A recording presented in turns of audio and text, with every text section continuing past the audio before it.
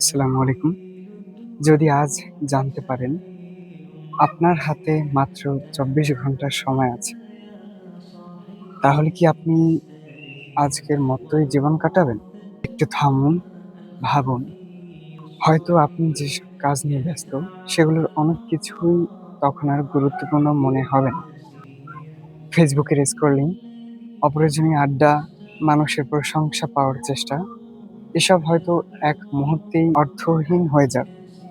তখন হয়তো মনে হবে আরেকটু নামাজ পড়তাম, আরেকটু কোরআন পড়তাম, মা-বাবার সঙ্গে আরেকটু সময় কাটাতাম। কাউকে কষ্ট দিয়ে থাকলে ক্ষমা চেয়ে নিতাম। কিন্তু তখন সময় থাকবে না। আমরা জানি না আমাদের জীবনের শেষ দিন কোনটি। তাই মৃত্যুর অপেক্ষা না করে আজকের দিনটা ঠিক করে নিই। কারণ একদিন আমাদের সত্যিই বিদায় নিতে হবে। কিন্তু সেদিন হয়তো বলার সুযোগ থাকবে না, আরেকটু সময় দিন। আজকের দিনটাকেই আপনার জীবনের সবচেয়ে গুরুত্বপূর্ণ দিন মনে করে বাঁচুন। ভালো থাকবেন, সুস্থ থাকবেন। আল্লাহ হাফেজ। আসসালামু আলাইকুম।